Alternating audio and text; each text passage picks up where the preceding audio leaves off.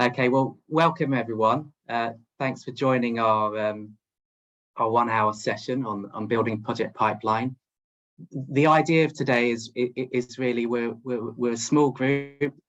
We've brought a panel together to help answer any questions that other members have, but it's very much a discussion. You know, the kind of outcome we want to achieve from today is, yeah, hopefully by the end of it, we're going to be a lot more informed together on what the challenges are, how to approach buyers, you know, what are ecosystem services.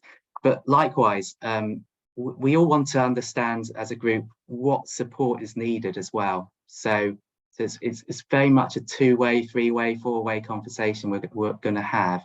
I'm going to provide a bit of scene setting, and then we're going to go straight into a kind of everyone take turns to really introduce yourselves, why this topic matters to you and your organisation, and what you'd like to learn from today. So quick scene setting. If I go through my slides, it's going to let me do that.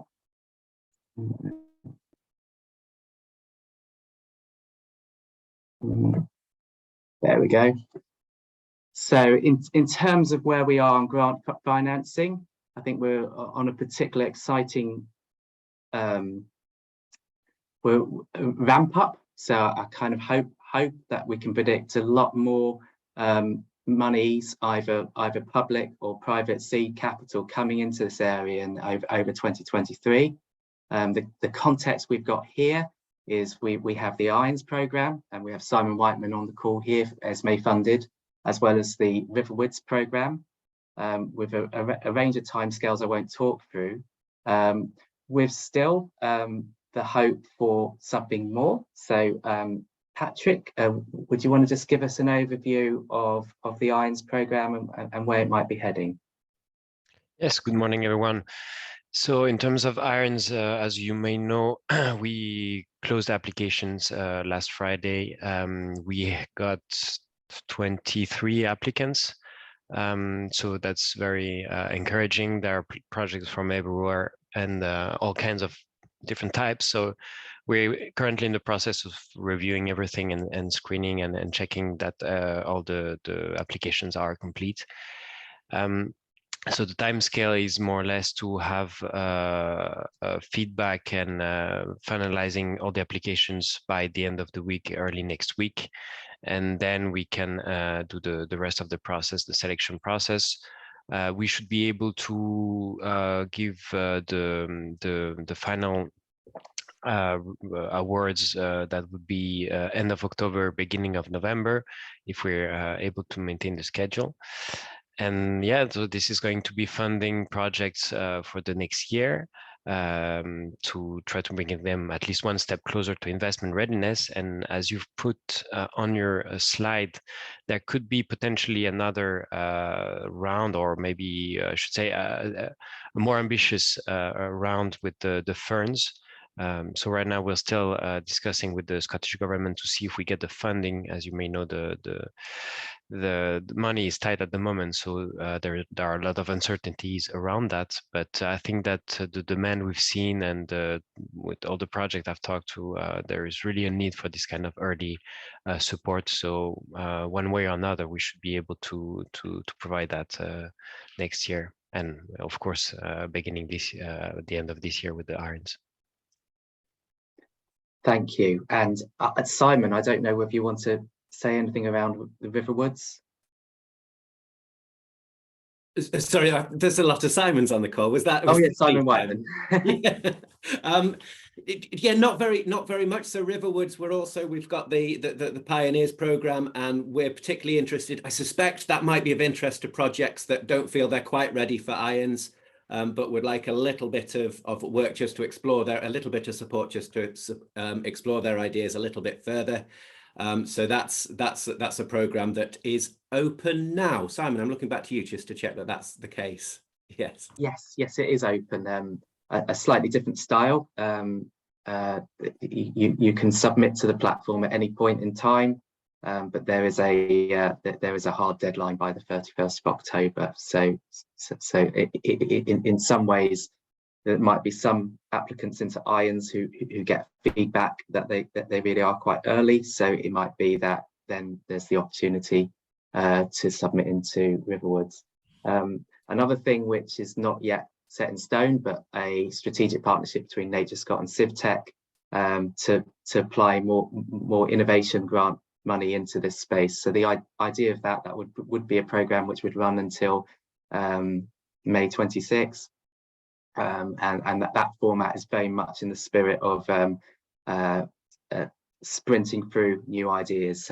So a kind of 6-month funded program to take you from exploring concepts to creating a minimum viable product, focused naturally around technology, but with at the same time a big focus on business model innovation. So it's in many ways very appropriate for some of these projects. So we'll hopefully see some details emerge from that when they launch in October and see how relevant that would be. That's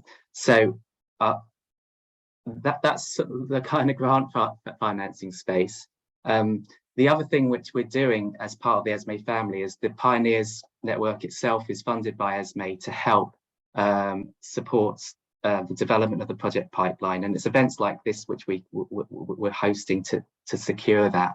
And it's set within the context of another ESME funded activity, which is the Green Finance Institute's toolkit. So if I quickly pass you over to Phoebe to introduce this work.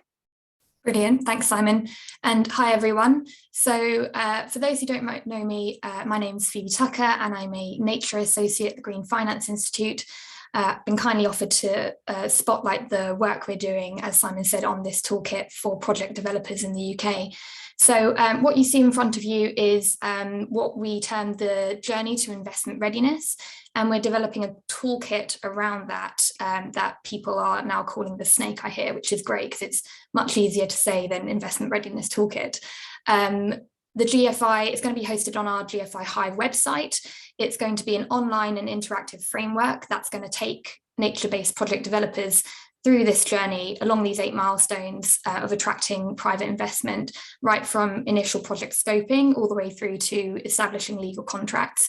And each milestone on this interactive toolkit is going to include key considerations and steps that you need to consider at these points, relevant resources, and 4 to 8 case studies of project developers in the UK who have successfully reached and completed this milestone.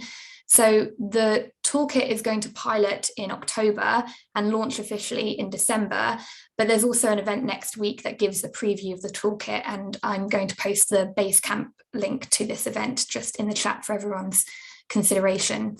What I'd really like to point out though is that you can spot in milestones 3 and 4 that we've identified these 2 content points as being key to this journey.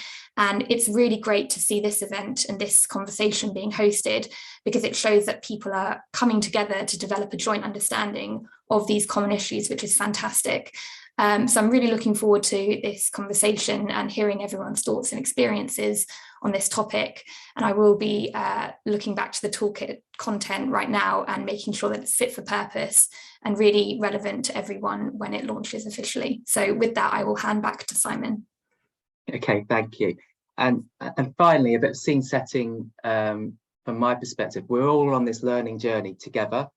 And for me, I started with the Pioneers back in April and finally beginning to have some, I think I've just got up to speed broadly with the area, but to have run a kind of expert interview, ranked 4 serving survey to understand, well, what are the pain points from an investment perspective, in particular in Scotland. So here sorry.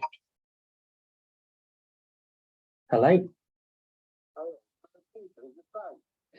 Yes, I'm on a conference call. Can I take it later?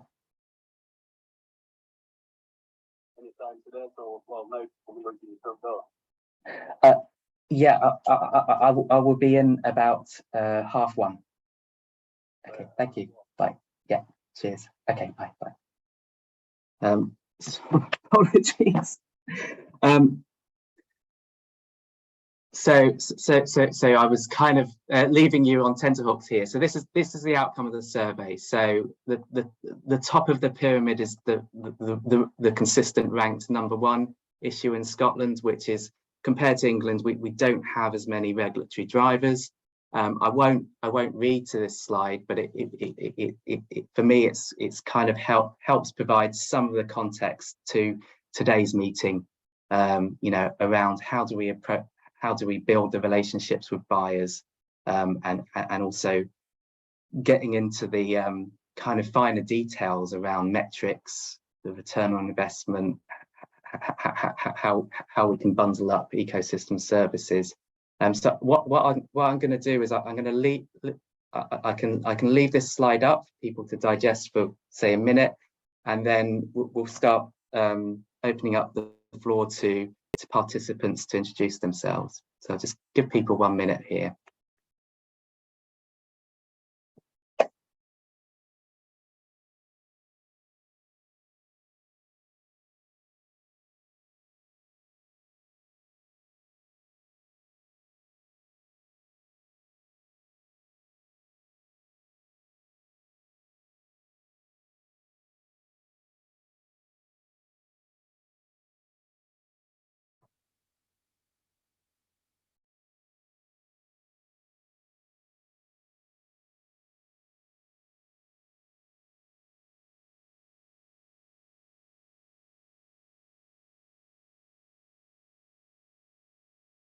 Okay, so that's about 40 seconds. Hopefully that's enough time for people to digest, and hopefully some time to reflect as well. So yeah, I think the best thing I can do is I have to put someone on the spot. So if I can ask Jacob to introduce himself, and yeah, well, why are you interested in this topic, and what you'd like to take away from today? Thanks, Simon. I think I'm even more of a newcomer to this space. I've recently given up my my corporate job and decided that I wanted to do something involved in nature in my homeland of Scotland. And I have a project that I'm working on, but I'm also interested in finding out other ways I could contribute. So I'm interested in this because it's really an area that I know very little about, and I'm trying to get myself up to speed quickly so that I can either help my own project or somebody else's. Thank you. And Roni? Yeah, hello everyone. I'm Ronnie, and I work for an international nonprofit in the Gulf sector. It's called G.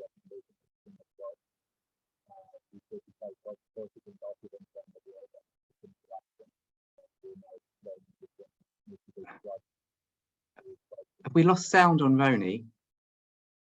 Sorry, Roni, we can't hear you.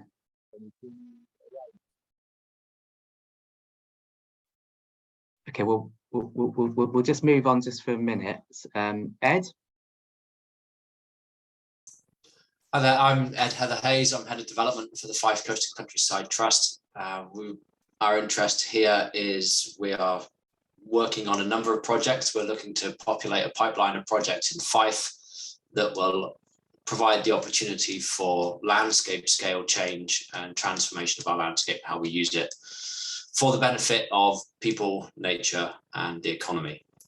And as part of that, we're looking at getting projects to the point of investment readiness and securing investment from buyers. We did quite a bit of work with this in partnership with SEPA under the Regulator's Pioneer Fund project, where we focused really on stages 3, 4, and 5 of the snake diagram there, looking, and reassuringly what we came up with is much the same as what you show there. So that's good.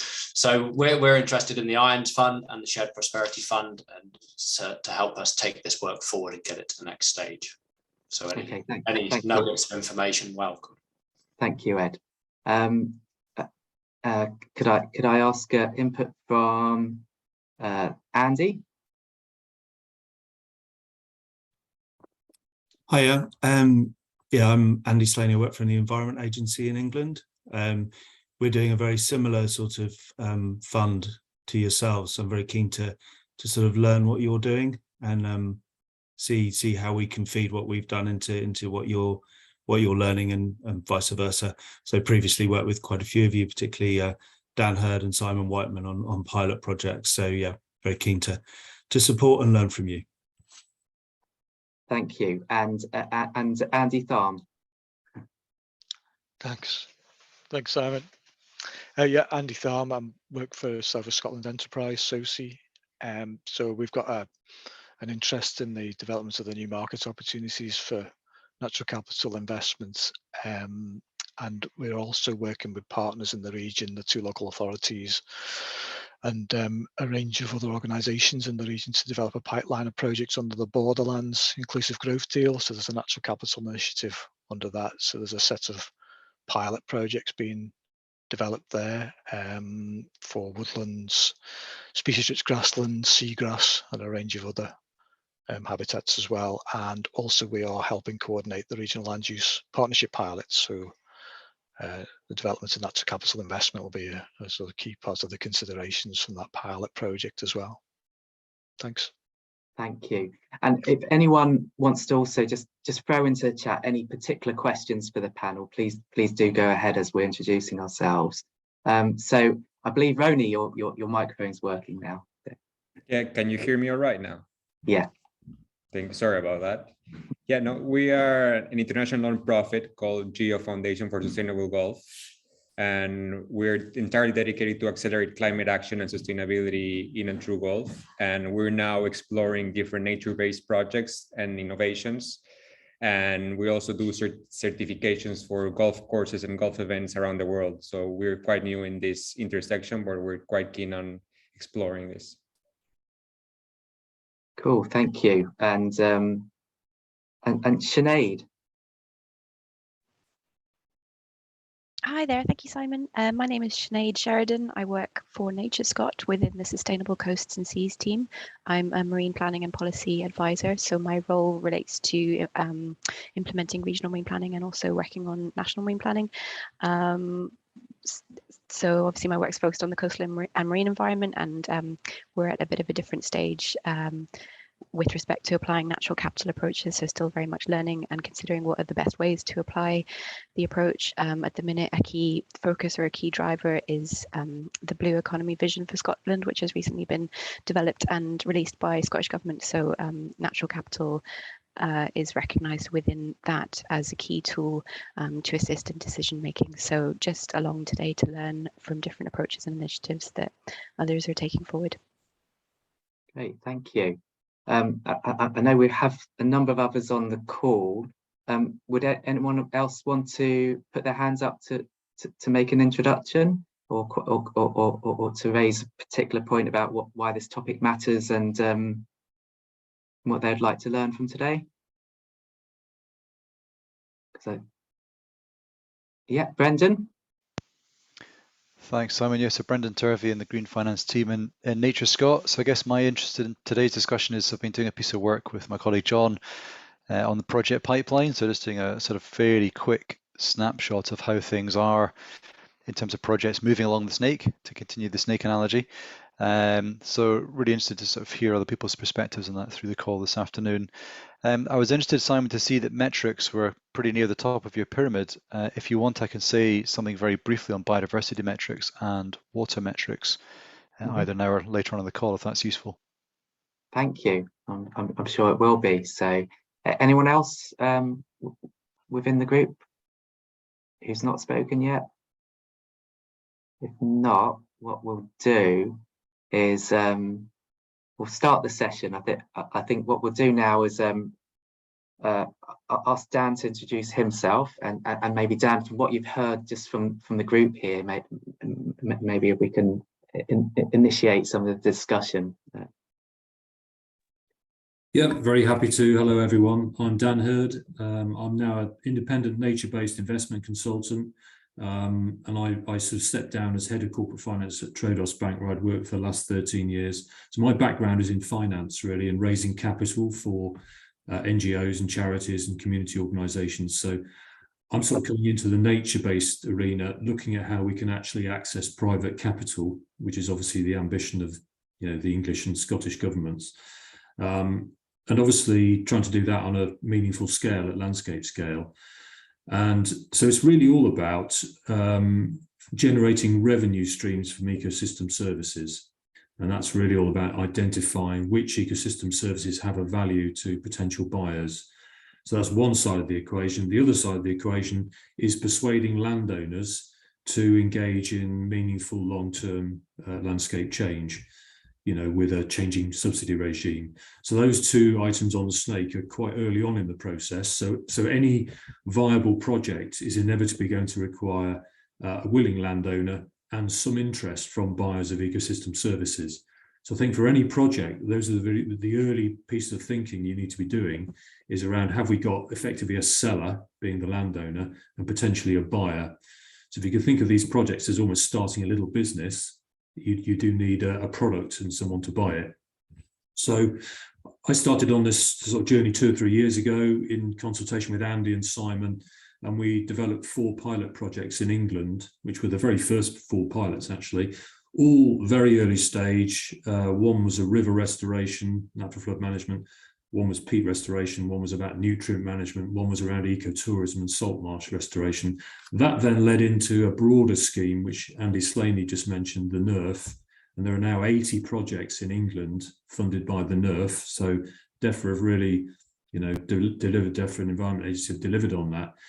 And so there are 80 pilot projects going live in England, and all those projects are trying to work out how to make these commercial business models work. To be fair, 1 or 2 of the pilots are developing metrics. So there is a soil carbon metric being developed, a salt marsh carbon metric being developed, but a lot of them are looking at different landscapes and how you can monetize ecosystem services and bring in private investment. So I think it's a really exciting time, as Simon, you said up front, in Scotland, because you've got the benefit actually of a lot of projects in England who I'm sure would share their learning with you. So we've already got 80 up and running. Really exciting time to apply for funds for your pilot project. And there's quite a lot of support around as well. So I'm not the only one, but I'm supporting the Riverwoods initiative with the Scottish Wildlife Trust and also Nature Scot on IRNS. So I think all of us want this to work. I'm personally involved in a lot of projects as an advisor, and I'm literally, working on this, scratching my head, as you all will be, on how do you make this work? What are the steps in the process? How do you overcome the inevitable barriers you get? How important are metrics? What do we need to do to incentivize landowners to do things? How do we get clarity from government about future subsidy regime to allow a bit of certainty about future decision making? What ecosystem services have value to buyers? How do you approach buyers to talk about what they might want to pay for? All these are questions that need to be answered when you're putting projects together, and they seem to be common to all the projects. So I think it's fair to say we're all in the same boat. 1 or 2 of us have had a few more months or years trying to do this. And I think this session today is really just a, hopefully Simon said up front, an open conversation about sharing learning and some of the challenges. And I'm just very happy to try and contribute to that if I can, as well as the rest of the panel. Excellent. So what I suggest actually, just to sort of get the group going, if everyone could put into the chat ideas they have about buyers, because this is a big question, isn't it? Who are the buyers? So if I could ask everyone just for the next 30 seconds, have a quick think and then put into the chat who you think we mean by buyers.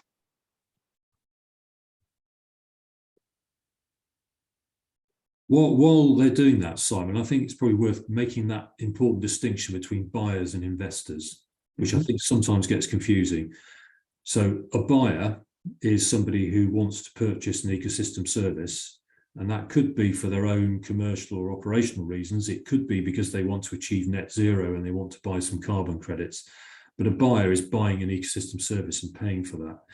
I think a good description of an investor is somebody who will lend or invest money into a project in the expectation of getting that money back with a financial return.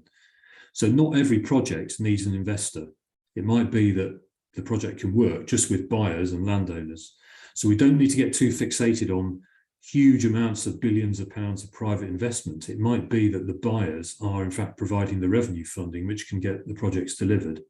But it might be in a project you do need an investor to provide some upfront funding because the buyers want to buy those services over a period of time.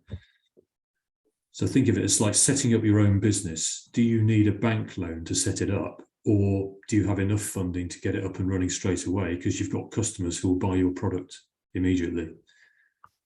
Dan, I was just about to start typing that exact point when you started talking, and just to build on that, that's included a lot in that's stressed in the toolkit, that there's this distinction between buyers and investors. And I think it's really interesting when buyers do identify themselves as investors, even if they're buying carbon credits or reduced flood risk or whatever they're buying, or biodiversity for to develop a load of houses. It's really common for buyers to call themselves investors. And is there a key learning in that, and starting your project when you're approaching buyers? What value is it to correct them, make sure everyone's on the same page, to say you're the buyer and there will be another separate investor? So it's just a topic that continually comes up when we're talking about approaching buyers, and be interested to hear people's thoughts on that as well. Excellent. We're getting some good input on the chat here.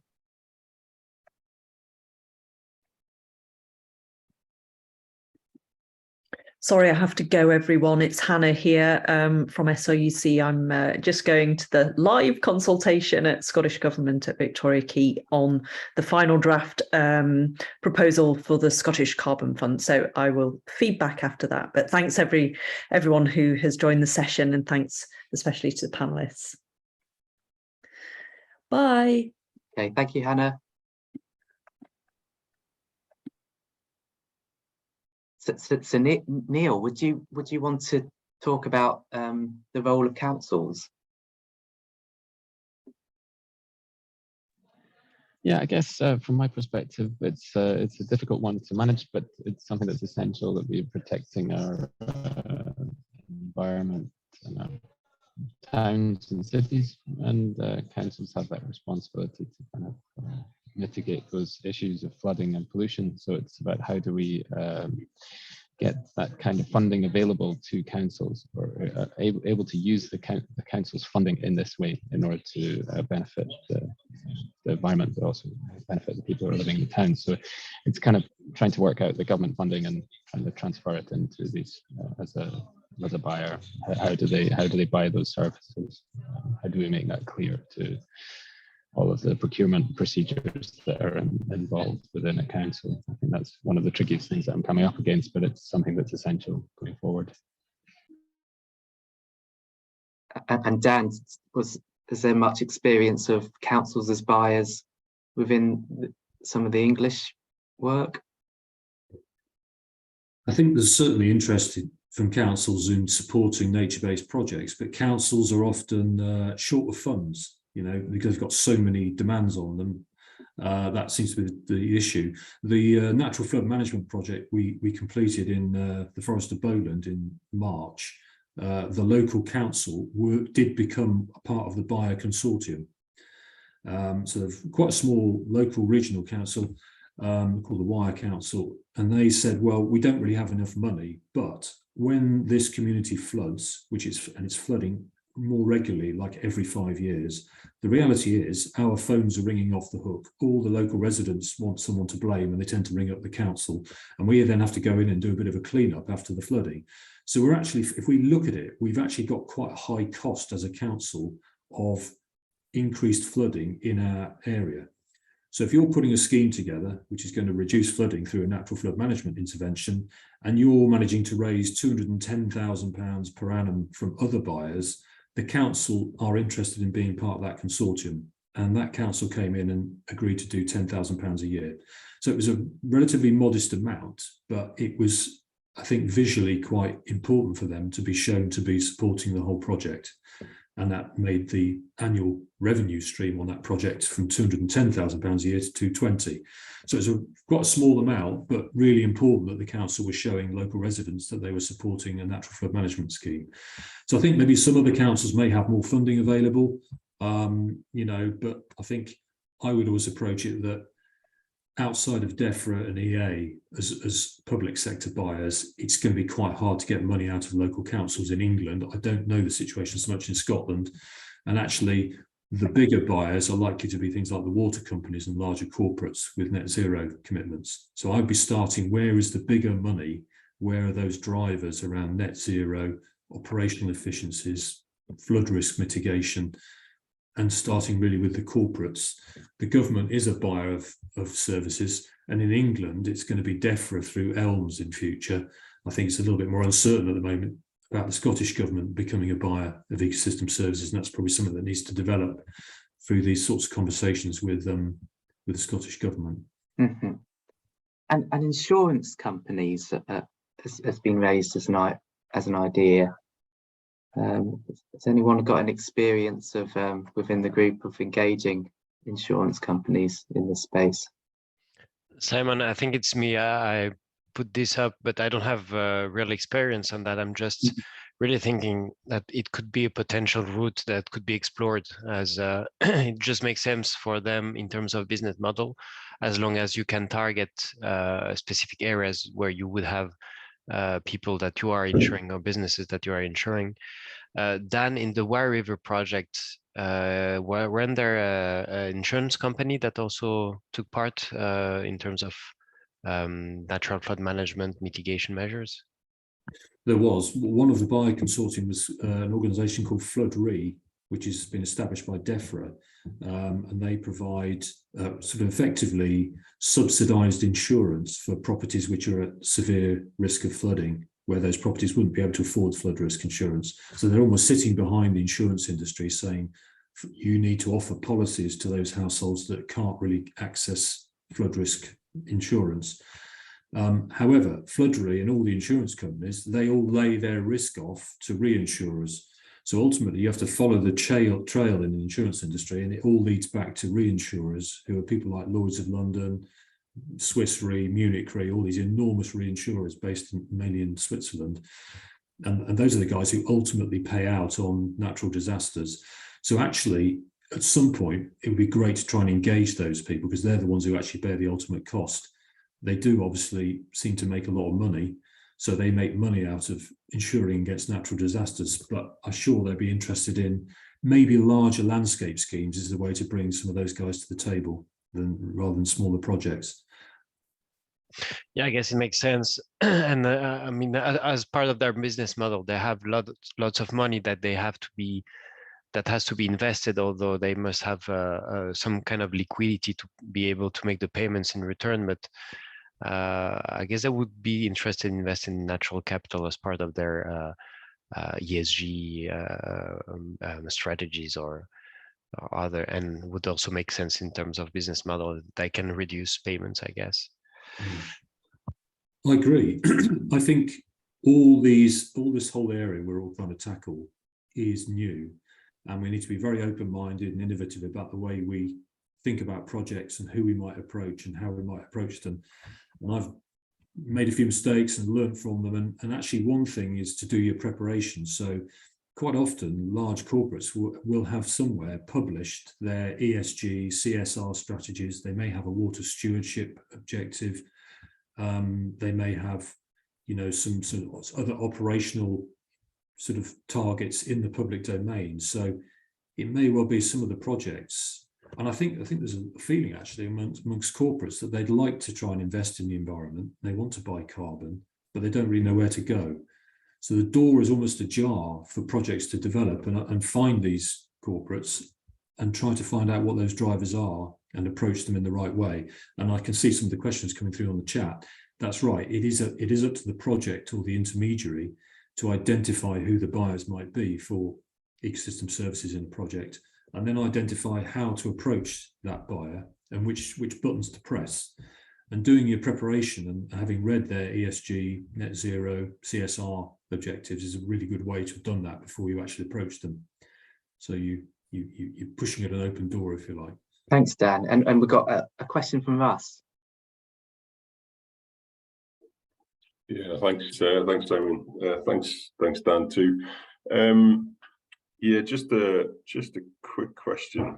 Well, maybe not that quick, but obviously we're talking about buyers here who may be willing to invest for little or no return, or just to save themselves some money in another line of funding. And then obviously we have, you know, other investing types that may not be looking for a return at all, or a very low return. Then we have investors that are looking for a financial return. I mean, I'm interested to see. I mean, I know that, you know, we haven't got that at the moment. And part of this project is to work out how we can monetize a lot of this.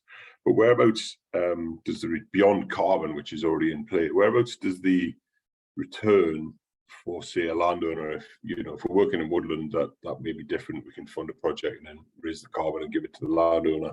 But beyond that, you know, I'd be interested, is there anything else that's been done in England to compensate or to make it attractive to the landowner, without which we don't do anything? You know, most land ownership in Scotland is under private land ownership, so we need to make it attractive to them. And I'm just failing to see quite how that beyond carbon, which we can access at the moment, how that returns to them. Is that clear? I made that clear on the question? Yeah, thank you, Russ. I'm happy to respond if you want, Simon. Yeah. Yeah, I mean, unless anyone else wants to, but I think that's it. You so landowners can deliver more than just carbon as an ecosystem service. I mean, example being this natural flood management project, and other ones that we're working on also in England around natural flood management, so flooding costs people a lot of money, local communities, businesses, etc. So if landowners will put natural flood management interventions on their land, and that could also include tree planting, hedgerows, but it might also include, you know, river restoration, leaky dams, a whole range of measures to reduce flooding to those parties that bear the cost of flooding. If you can access a revenue stream from those parties that benefit from flood risk reduction, and use some of that to repay the initial cost of the capital works, but also use it to pay the landowner to actually host and maintain those interventions, then you've got a viable project. So that I think managing water has the highest potential value for these projects, actually, more so than carbon, actually, what we found. So what you're saying is money's raised in the capital works, and some of that money, 40, 50, 100 grand, whatever, was allocated as a direct payment to the landowner. Yeah, so let's say you had some interventions you wanted to do on someone's private land. They agreed, yeah, if you make it worth my while, I'll do it. Let's say it costs £500,000 but the landowner wants to be paid, for the sake of this discussion, 50 grand a year for the next 10 years. That's another £500,000. So you've got to raise £1 million. Half of it for the capital works and half of it to pay the landowner 50 grand for 10 years. So you then need to go and find buyers who will generate £1 million of revenue. And if you're in a catchment that regularly floods, probably the annual cost of that flooding would be £1 million. So can you convince buyers in that catchment to invest £1 million, say over 10 years, to reduce their flood risk? And that's what you're trying to do. You're trying to match buyers of ecosystem services with investment with a landowner, and the intermediation of that obviously requires a little bit of modelling. But in brief, that's how the projects I've worked on actually work. Yeah. Okay, and then buyers, as was discussed before, they're not necessarily looking for, or indeed not wanting one at all, any level of return. They're seeing that as a saving against other costs by doing the works. Correct. Yeah, because what we're talking about is buyers, Ross, not investors. Yeah. I think that initial discussion is good, because there's a lot of confusion out there between the people I'm speaking to on a nearly daily basis about buyers, investors, you know, impact investors, financial investors, and you know, there's a lot of confusion because, you know, beyond that, you know, we're not, you know, it's a slightly stepped up question, but you know, where is, you know, if you're looking at financial institutions for a return, you know, where is that market? Because right now I don't see where that market is, but perhaps as part of this project or projects, that will be identified. There's a few hands up, so I'll come in, but I would say personally, I would park financial investors way back down the queue. The important thing is finding buyers. because without revenue, without buyers, you won't raise any investment anyway, because you've got no means of repaying it. So let's not focus on financial institutions, returns on capital. The reality is we need buyers of ecosystem services to generate a revenue stream, so any of these projects can work. So that should be the priority. Great. And Nicola, you've got your hand raised. Yeah, I think we need to also think about the sellers as well. So the land managers themselves have different business models. They have different risks to the sustainability of their business. They have a supply chain as well, and that will have certain standards they've got to produce in terms of their products. And I think as much as concentrating on who are the buyers, we also need to look at the sellers in this project pipeline and help them understand their risks, their opportunities for their business on their land. And I was already talking to one estate this morning linked to Riverwoods, and as we discussed through the different potential benefits that Riverwoods could have for their business, you started to more and more understand where it's fitted in to their business. And for example, we started to talk about the benefit for trees of stabilizing coarse sediment. And they said, oh yeah, we have to keep clearing out our hydro all the time. They put these mini hydros, and therefore there's a direct benefit to their business of actually undertaking some of this work, and to the buyers of their electricity of that. So sort of understanding the sellers themselves, their business risks and opportunities, and the risks in their supply chain and who their suppliers are, that then can identify where investment is worthwhile and where they might be able to secure their own incomes into the longer term through a more sustainable land management model.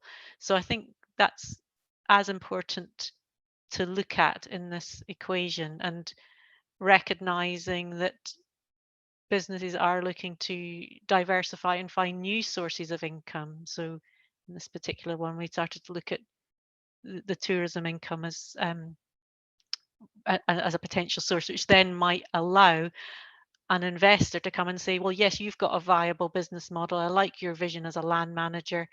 I'd be willing to invest in those restorations because I can see you have a source of income. So I do think it's that aspect as well, helping the land managers see what potential benefits they could be promoting as well. So just sort of feeding in that aspect. Thank you. And Andy Slaney. Yeah, I was just going to say, I mean, one of the major sources of revenue from a lot of the projects that we're seeing in England is related to the development sector. So very much the biodiversity net gain policy, which I'm not sure if it's relevant to Scotland, but also the nutrient neutrality approach that in relation to the Habitats Directive. So that may have an impact in Scotland in due course. But the thing that is quite interesting out of that is both of those are driving landowners to generally to work together a bit more. So we're beginning to see a bit more of an emergence there, where those landowners are, rather than just taking the price, they're actually setting the price that they're happy to accept. So it should be driving up the cost for some of that environmental harm. So it could have positive effects in other ways, but I'm not sure how relevant those options are in Scotland at the moment. But just because they're not there now doesn't necessarily mean they wouldn't be something to consider pushing for in the future. Okay, and Andy Tharm. Thanks, Simon. A question for Dan, if I may. I'm just interested to know, in terms of the buyers for the NFM project, the Wire project, just interested to know what sort of level of certainty could be provided to the buyers that the NFM measures work up to a certain tolerance, because there's obviously a key difference between like a hard engineered scheme in a town where there's a high level of certainty about whether it's 1 in 50 years, 1 in 200 years degree of protection, but for more diffuse measures like NFM and our upper catchments, I'm just wondering how that was defined, because I know there's a risk if those measures fail which they may do from a severe weather event. Is there a risk involved? Shall I very quickly respond, Simon, because I'm aware people have got hands up? Yeah, very quickly, Andy, good question. What we did, we created a hydrological modelling group, which involved the Rivers Trust team, and then those buyers who were interested in putting somebody onto that team. So there's a group got together. Some hydrological modelling was done by a consultant, and eventually a sort of a 10% 1 in 50 year intervention was agreed upon in the hydrological model, and it prioritised interventions in certain priority subcatchments and tributaries, and that became part Appendix 1 of the buyer contract, that was where this intervention was going to be delivered. On top of that, we've installed 2 sets of monitoring equipment into 2 tributaries, and we're monitoring the effectiveness of the interventions in those 2 tributaries, because it's too difficult to do it in the whole catchment, as proxy for the entire catchment. And that's getting monitored for 5 years. There's a bit of adaptive management budget available for that. And from the beginning of year 6, the failure of those subcatchments could lead to a termination of the contract from the buyers on the grounds it's not working. So I'll stop there, but you can see there was obviously quite a lot of thought went into that whole thing. It was a good question. Thanks. Maybe just ask, in terms of that hydrological model, did the buyers get together to fund that initial piece of work? Well, luckily enough, the Environment Agency have a lot of hydrological models around a lot of catchments. So we used their initial model as the basis, and we brought a consultant in to then use that model to update it. Okay. Relatively efficient piece of work it was, actually. Yeah. And Phoebe, you got hand raised. Was it to come in on some of this? Oh, sorry, just circling back. Actually, a quick point just on what Dan just said. The toolkit that we're developing, I know I keep mentioning it, but that breaks down the Wyre River natural flood management project into those stages, and there's a case study on each of those milestones where it goes into more detail on how they did the modelling and how they developed the adaptive management phase. So just quick signposting there. My original question, though, was back on Andy's point around landowners working together and curating a connected landscape. So I'd like to ask the wider group, what examples in Scotland have there been on landowners packaging up a single, like aggregating lots of different sites, and then either selling a single service like a woodland across 2 sites, or even there are cases in England where farmers, for example, are getting together and they're identifying which are the most effective interventions in each place. So where would be good for a biodiversity habitat bank versus where would there be a good opportunity to install a woodland for carbon credits, or even for nutrient neutrality purposes, they're selling nitrogen credits with the installation of a wetland. And that's really good because buyers, like developers, actually, some developers have biodiversity net gain obligations, and they have nutrient neutrality obligations. So I've heard developers say that they feel like they have to buy 3 sites in order to develop one site, one for the actual house, one for the biodiversity habitat bank, and then another for the nutrient neutrality reasons. So sorry, a bit of a ramble there, but basically I'd be really interested to hear about what landowners are doing in terms of looking at land across a catchment or across the landscape and thinking collaboratively about where the best interventions would be. Excellent. Anyone from the audience like to offer their experiences of that? I thought Ed would like to come in on there. Yeah. So we've not actually sold anything yet through this, but we're working with landowners around catchment scale interventions of all sorts, whether it's woodland planting, water attenuation, trying to sequester more carbon in the soil, but we're very much taking a landscape approach around a water catchment area to look at the opportunities mapping for everything that we can deliver in that area. And that's a collaboration between, at the moment, 8 landowners, some of them bigger than others. But that's looking at all sorts of stuff, including invasive non-natives, and yeah, woodland planting, wetland creation, regenerative farming practices, all sorts of stuff happening in there. And we're looking at developing that as a single project, but effectively with a program of work embedded within it.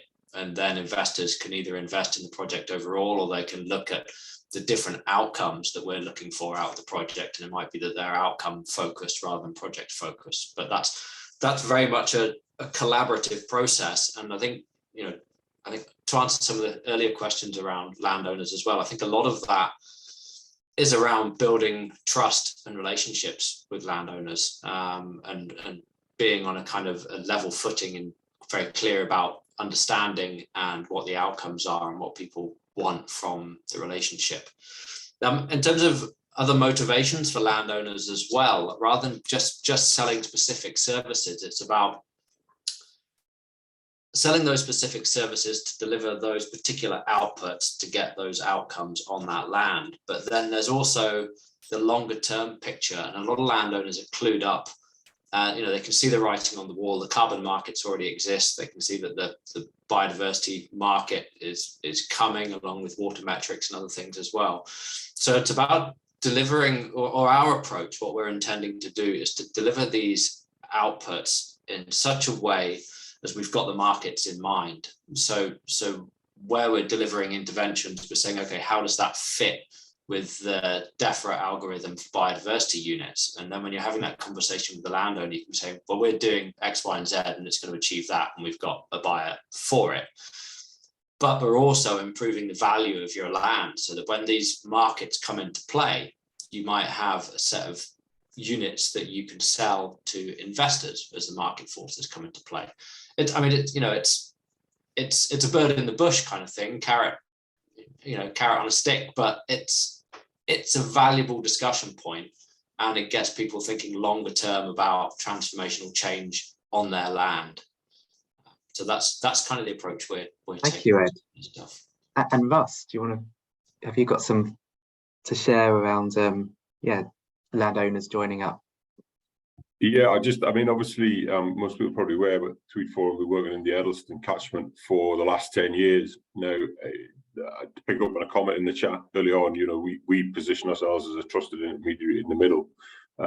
This was originally driven by a flooding event in Peebles, and it was initially conceived as a research project to evaluate natural flood management technique. And that's in year 10 now, and last year it's probably one of the most sort of heavily monitored catchments, and we're getting starting to get positive results of that, especially in terms of lag time. Now, just from what we're seeing there, obviously if we were to start that off tomorrow on another catchment again, then that collaborative work and trying to get everybody lined up to make a large scale investment or large investment proposition, then that's something that can be done. But obviously there's a lot of replication that can be taken out of what we did in Eddleston. But in the future, perhaps, who knows, some of the work that has been carried out there may be or become an investable proposition.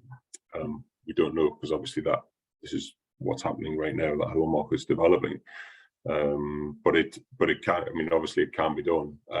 Granted, we were sort of sitting in the middle driving things forward on an individual basis, but once you got the ball rolling with 2 or 3 landowners, everybody else sort of seen what was going on, got the drift, understood that there was monies available, etc., to do works that could help reduce flooding, which are now starting to prove the benefits.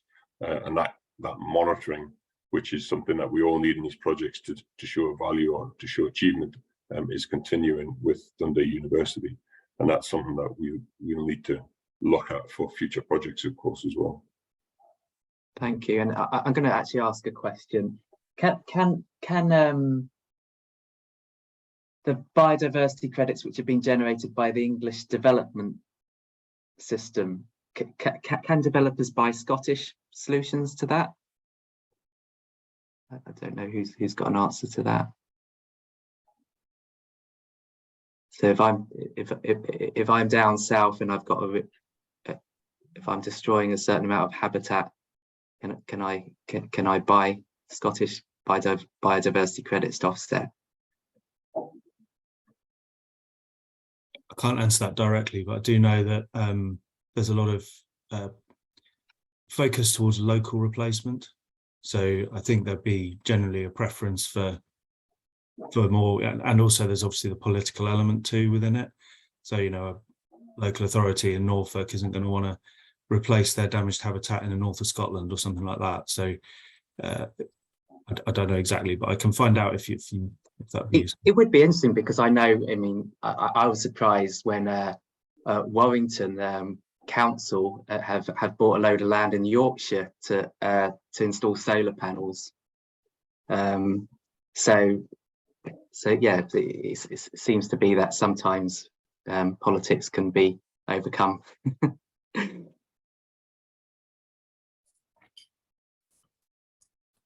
Brendan, you got your hand up. Yeah, I don't know the answer to that question either, although I think Pat may have answered it in the chat. But the challenge is, because we don't have an established biodiversity metric yet in Scotland, I'm not really sure how that could operate anyway. I mean, you could in theory use the DEFRA metric tomorrow in Scotland, but it's going to give you different answers. So I think I'm making up NatureScot policy positions as we speak, but I don't think we would support that approach anyway, because you're comparing apples and pears, because the metric's not really fit for purpose. But if you want, Simon, I can just briefly mention work on that metric in Scotland. So back in about November last year, we started working with a range of organisations to talk about biodiversity metrics, recognising the fact that there was a gap in the market there. And no surprise, at the start of the call, you put that pyramid up with metrics at the top.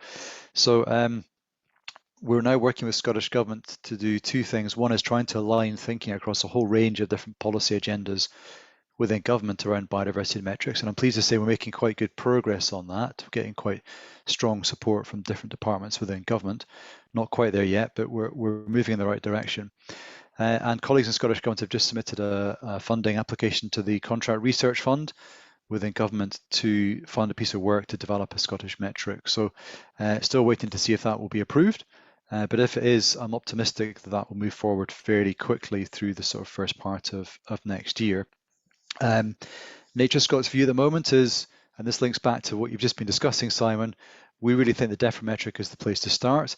It's well established, it appears to be working well, it has some limitations, but we think we can probably improve on that. So if we get our way, what we will do is start with the DEFRA metric as a starting point and basically adapt that to use in a Scottish context by changing habitats and tweaking some of the rules around how the metric works. And the reason we want to do that is A, it works and it's established, but B, we'd like to try and create a UK marketplace, going back to your question there, Simon, so that developers, consultants, buyers across the UK can at least know and understand who's measuring what and how they're measuring it by using a relatively consistent metric. There's obviously a lot of thought required as to how that would work across borders, given your question about, could somebody south of the border buy a unit north of the border, but that's a bit further down the road from our point of view. Let's get the metric working first, and then we can take it from there. Thank you, Brendan. And Phoebe. Sorry, I keep doing that. Just on the topic of kind of regulatory driven demand, like developers meeting their BNG and nutrient neutrality requirements, I think it's interesting to note that there's an emotive element to buyer and seller discussions when it's talking about offsetting a negative impact. So developers sometimes really resent the fact that they have to pay farmers to reduce their nutrient offtake when they feel that the science says they are not polluting as much. Like if you've got 3 houses and they say it's not proportionate to make them pay for the nutrient neutrality credits. And similarly, there are instances of farmers who have been accused or suggested that they are massively polluting their environment, and then they have to go and do a lot of work to say actually the problem's not us, it's downstream, or it's this other player. So in buyer and seller negotiations, when it's talking about a regulatory driver and a burden, it's interesting to note how people handle those negotiations to not kind of point the finger and kind of settle an agreement in a peaceful and collaborative way. So if anyone has any insight on that in terms of buyer negotiations, I'd be really interested to hear how they managed that element. Is anyone coming back on Phoebe's point there? Not, we've got I can Nicholas feedback hand on raised. that. Yeah, thank you. So I looked into, I mean, I looked at the markets that were in England, but also looked abroad at the other ones which like Chesapeake Bay and things like that, where there's some strong principles there first, which is that all the land managers need to be meeting their basic requirements as budgets that are set for the catchments as a whole. Everybody, whether you're a water company or you're a land business, need to be meeting their own requirements. And what is being traded is those that are willing to go further and go beyond compliance. And what we now know from work that SEEP has been undertaking in Scotland, that for the future, if we're going to achieve good state for our water bodies, that in some places we will have to do more than the basic regulatory requirements.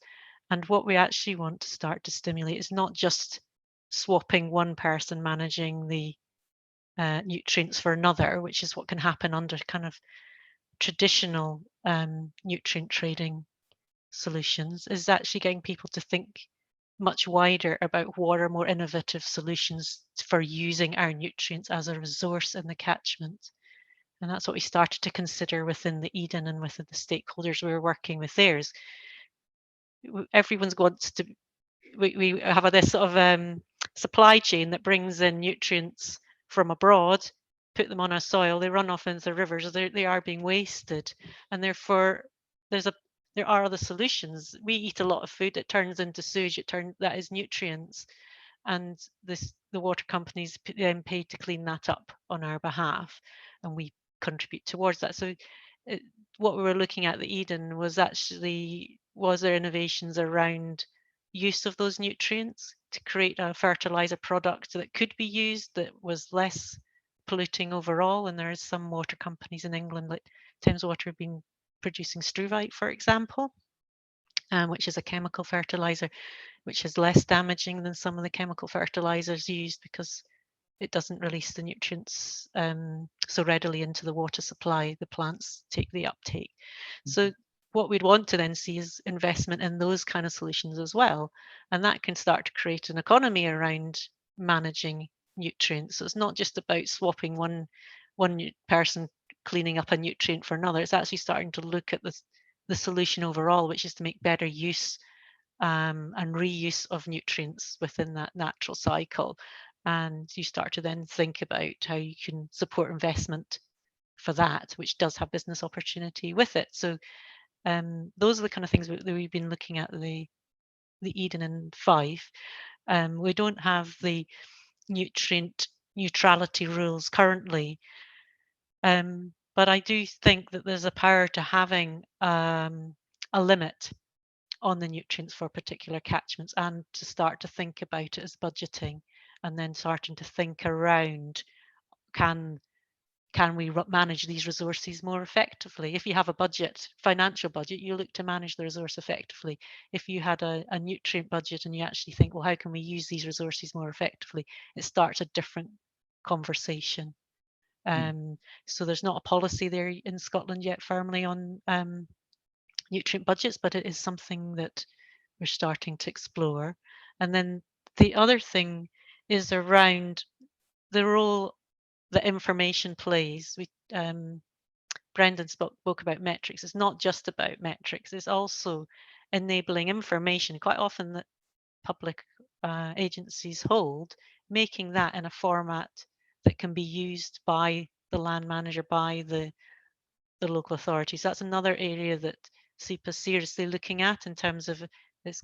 We've got a group called the External Data Services, which is actually looking at how can we support these, both the sellers and the buyers, with information that enables the market to work, using information that we might already have that might be used, for example, for Water Framework Directive decisions, but instead of using it for that decision, we pull out the relevant information to enable, for example, a land manager to be able to identify, yes, I am in a diffuse pollution priority catchment. Yes, if I did put in measures on my farmland, that is likely to benefit. Not only that, then that you can start to see how they could work more collaboratively over that. And when we had discussions with intermediaries, which are primarily selling carbon, but wanted to bring in water quality, biodiversity benefits as well into their trades, again, they were saying, well, we have the information for the land management or the land holding, but we need to understand the opportunities, the habitat network opportunities, for example, around us if we're going to link in and make that case. Or if one land manager is already investing in helping to manage flooding through natural flood management and we need to coordinate, the intermediaries need that help to kind of understand that they could be part of a bigger picture, so they could work with their clients on those kind of opportunities. So those are the kind of things that are coming up at the moment, where information is a really important part of the question. It was interesting hearing about Ed and how he was enabling collaboration through information. Thank you. I'm conscious we're 8 minutes past our hour, and people might be feeling being polite and staying on. Are people comfortable to stay on for one more, a sort of closing 5 minutes of remarks? Yeah, okay, we'll do that. So any more perspectives to share? I don't know. I might pick on either Elle or Sinead or Jacob or Roni. Anything even if it's sort of a reflection on you know, what discussions we've had today are particularly of interest to you. I'm happy to just say a quick word. Yeah, as someone working really in the early stages on the ground with the local catchment here, just really soaking it up from a bunch of people that are putting it into practice elsewhere, and a bit further down the line, some new ideas on other types of services, and therefore like thinking about buyers for those. So really helpful. Thank you. Excellent. And Jacob, any key takeaways you've got from this hour? Not much for me. I'm really on listen mode and just trying to sort of digest, because a lot of this is pretty new to me. I mean, I think the main takeout I'm getting is how much of it is specific to the particular catchment or area you're in, and it's really quite hard to generalize much, which is, you know, a challenge, I think. Thank you. Dan, do you want to come back on that point, the how specific the opportunities are, and if you're looking at scaling a business opportunity, how you can address that complexity? Well, I suppose there are some circumstances where generic credits can be, you know, from woodland planting, peat restoration. They generate peatland code accredited carbon credits and woodland code credits. So I suppose those have a value no matter where you're doing it. I think if you're managing water around natural flood management or water quality, those inevitably lend themselves to being more place-based, because the buyers will want to sort of do some modelling, understand what you're doing in that particular area, and probably measure and monitor the, you know, the improvements in the water that you're proposing to sell to them. So I think that's right. I think the majority of larger projects in particular are going to be place-based. I'd agree with that. Brendan? Yeah, well, my observation kind of links to what Dan just said, really, which is, I think something we can all usefully do as a kind of community in this space is share information on buyers, partly because we don't all want to be knocking on the same doors. So you'll see from the chat, you know, Elle and I have made a connection around the Findhorn and the Spey, and we can potentially compare notes on the buyers that we're working with in those areas. But I think it would be good to sort of encourage others in the Pioneers group, Simon, to share that experience, basically. I mean, obviously there will at times be healthy competition for buyers, and that's fine. But, you know, once people have reached a conclusion either to go ahead and trade, or indeed that they can't trade, you know, those buyers kind of go back into the mix, as I see it. So I think what would be good to think about at a future session is, how could we use Basecamp and the Pioneers group as a way of somehow creating a space in which we can share those conversations, so that we're joining up on who we're speaking to in terms of buyers. Thank you.